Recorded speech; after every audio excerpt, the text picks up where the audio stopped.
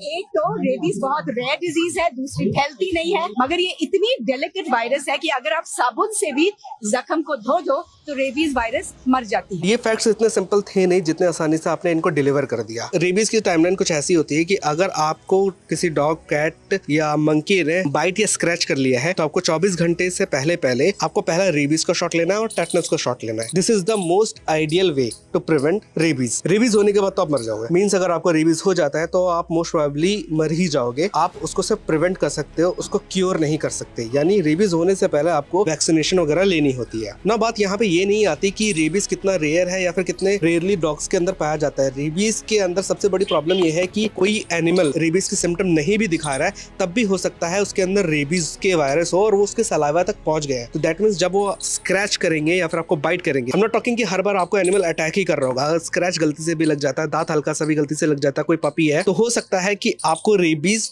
हो जाए। कई लोग डर के मारे नहीं बताते कि उनको कुत्ते या बिल्ली ने काटा है या फिर स्क्रैच किया है, या फिर वो बस इस बात से अपने आप को संतुष्ट कर लेते हैं कि कुत्ते को सिम्टम नहीं आ रहे हैं। अगर कोई छोटा बच्चा है, उसको कुत्ते ने काट लिया है और वो अपने पेरेंट्स से डरता है, तो हो सकता है वो अपने घर पे ना बताए कि मुझे कुत्ते ने काटा है। या फिर अगर वो इंजेक्शन से डरता है, ये बड़ों के केस में भी है, जिनको भी इंजेक्शन से बहुत ज्यादा डर लगता है, वो हर पॉसिबल तरीके से अपने आप को बचाने की कोशिश करते हैं, अब चाहे वो झूठ बोल के ही क्यों ना हो। और इन केसेस में अगर पेशेंट को रेबीज हो जाता है, एक बार वायरस दिमाग तक पहुंच गया, तो 100% है कि डेथ हो ही जाएगी। मुझे पहली बार रेबीज का इंजेक्शन 2012 या 13 में लेने की जरूरत पड़ी थी, जब मुझे एक कुत्ते ने काट लिया था। अब आर्गुएबली ना गलती मेरी थी ना उस फीमेल डॉग की थी जिसने रिसेंटली बच्चों को जन्म दिया था।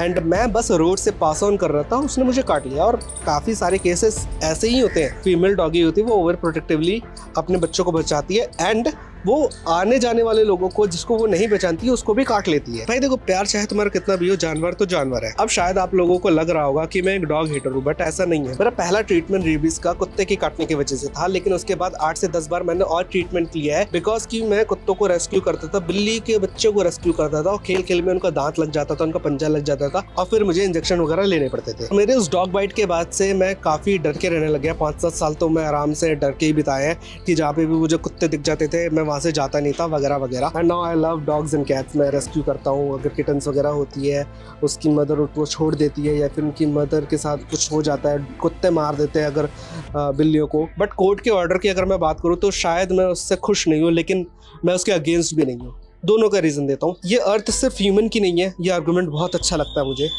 कि अर्थ पे सिर्फ ह्यूमन का हक नहीं है। जितना ह्यूमन का जीने का हक है, उतना ही डॉग्स को जीने का हक है। लेकिन सैडली उस बच्चे का भी उतना ही हक था जो रेबीज से मर गया या फिर जिसको किसी अग्रेसिव कुत्ते ने मार डाला।